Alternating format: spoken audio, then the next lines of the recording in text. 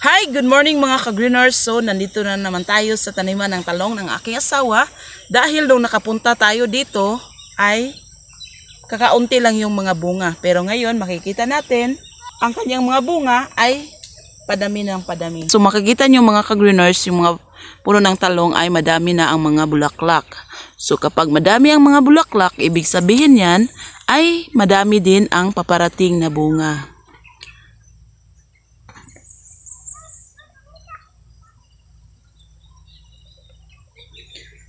So, hindi talaga may iwasan mga ka-greeners na magkakaroon ng variegated na talong.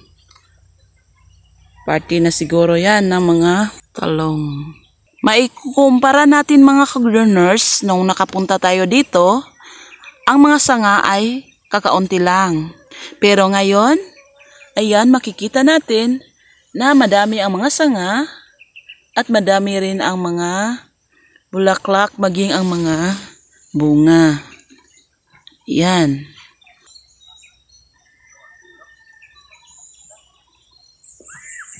Ayan, kung makikita nyo dito sa row na ito. Yan oh. Ang mga bunga nangingitim. Yun.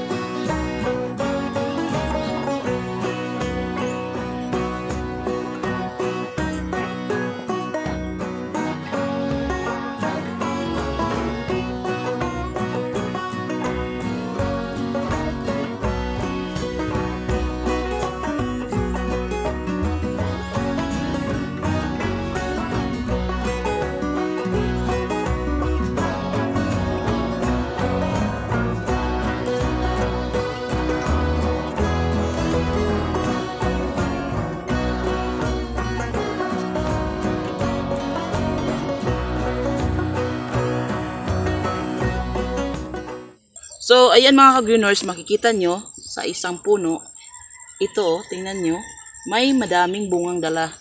Sa 2, 3, 4, 5, 6, 7, 8. At marami pang paparating na bulaklak. So, malaki talaga ang diferensya nung pumunta tayo nung una, na kakaunti lang yung mga bunga at ngayon ay paparami na. Tamang-tama yung paglilibot o pag-a-update natin ngayon mga ka-greeners dahil nag-aani o nag-harvest sila ng talong. Okay. Pagkatapos ma-harvest yung mga talong ay kailangan itong i-sizing dahil dalawang klase kasi ang bibilhin ng buyer. Ang Class A at saka Class B. Yung Class A, yun yung mga good na mga talong. Samantalang yung Class B, yung may mga kakaunting tudyok o yung mga hindi straight na mga talong. At ito tayo, ayan, sumubok din tayo mag-sizing pero ang babagal natin dahil hindi ako sanay sa pag-harvest or pag-sizing ng ganitong mga tanim dahil hands-on lang yung aking asawa sa kanyang mga tanim. Maski sa pag-sizing, siya mismo yung nagsasizing.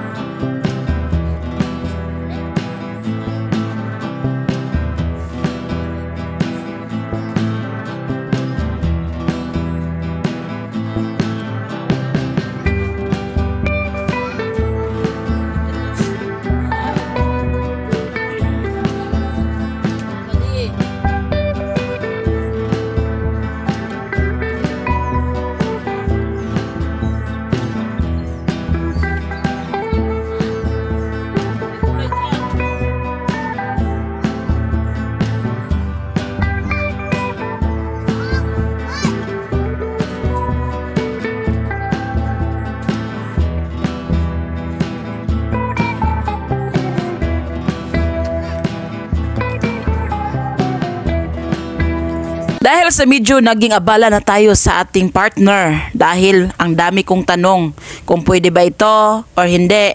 Kaya napag-isipan ko na pupuntahan na lang yung maisan niya para naman maipakita ko sa inyo ang update ng kanyang maisan. Kaya tala, let's go!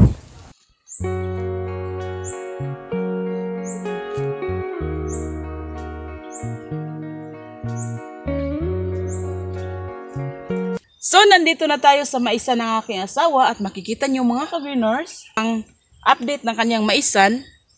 Ito na, may bunga na o may butil na ng mais. Kahit na nasisira sila ng mga insekto, napapasalamat pa rin tayo kahit papaano ay may ibinigay pa rin na bunga o butil ng mais. So, papasok tayo doon para makikita natin kung lahat ba nagkaroon ng bunga or butil. Dito banda ay nasira talaga ng mga insekto.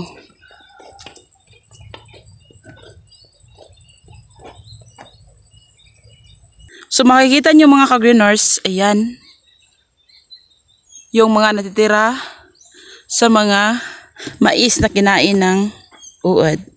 So tingnan nyo, ang payatot nito, pero payatot din yung bunga niya. Dito, ayan.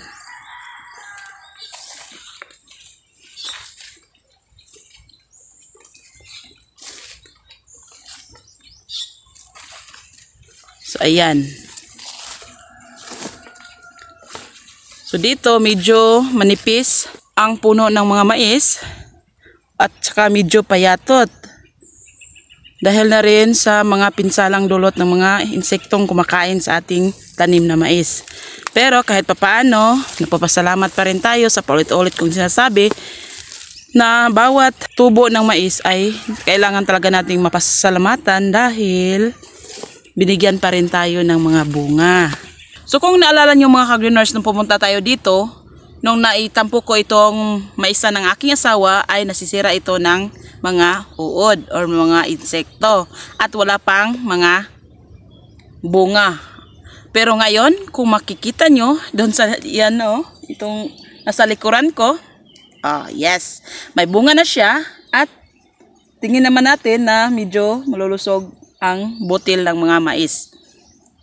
So, pagkatapos nating malibot ang maisa na ito, ay pupuntahan naman natin yung kanyang kalabasa. Dahil nung pumunta naman tayo sa kanyang kalabasa, wala pang masyadong bulaklak. So, kaunti lamang yung mga bulaklak na naitampo ko, kaya hindi natin pa kakawalan o hindi natin kakalimutan na titingnan din yung mga kalabasa niya.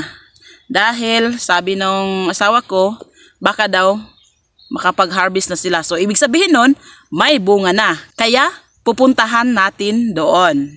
Pero ngayon, itong maisan niya, makikita nyo, medyo payatot yung ibang mga puno. Gaya nito, wala pa siyang butil. Ayan ito, payatot siya na wala pang butil. Pero yung iba, kahit na payatot yung kanyang puno, ay may payatot din na butil. Kahit papaano, thank you pa rin. Dahil kahit na payatot siya, ay nagsusumikap siya na magkaroon ng bunga. Kaya, thank you sa mga mais na tumutubo at nagkaroon ng bunga.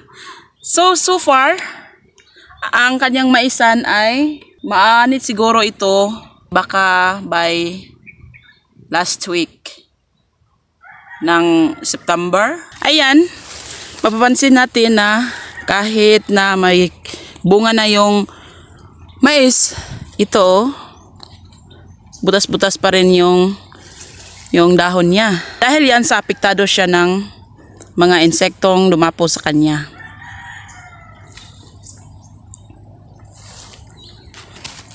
So ito yung sinasabi ko sa inyo mga ka-greeners na mapayatot ang kanyang katawan or ang kanyang puno, pero nagsusumikap siya na magkaroon ng bunga. Kaunti nga lang, pero baka lalaki yan sa susunod na araw. So pansin talaga natin na apektado ito ng mga insekto dahil sa kanyang mga dahon na butas-butas. Ayan Ayan. Ayan yung mga puno na apektado ng mga insekto. So hindi kagandahan ang tubo ng kanyang mais kumpara sa noong nagtatanim siya ng yellow corn. Kasi ngayon, white corn ito. Dahil para magkaroon tayo ng bigas.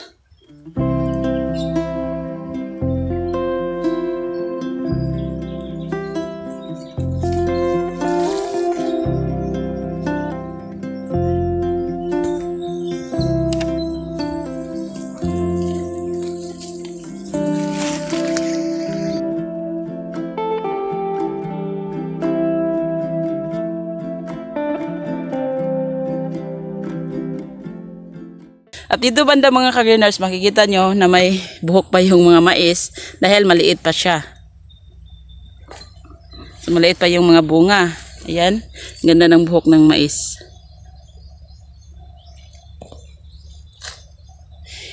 Hindi kasi magkasabay ang area na ito dahil mas nauna ito kumpara dito. So ayan oh. Oh, dito, kaunti lamang yung makikita nyo na buhok na pa-dry na yung buhok ng mais. Pero doon, fresh na fresh pa yung buhok kumpara dito.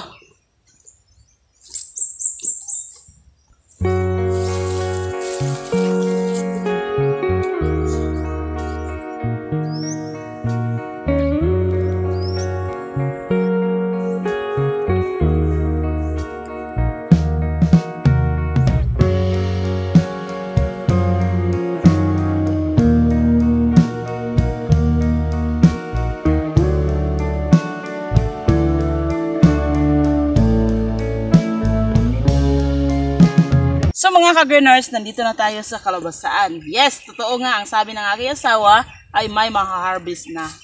So as you can see mga ka-greeners, ayan oh, may bunga na ang kanyang kalabasa. At dito banda, meron pa din. Ayan oh, may green pa.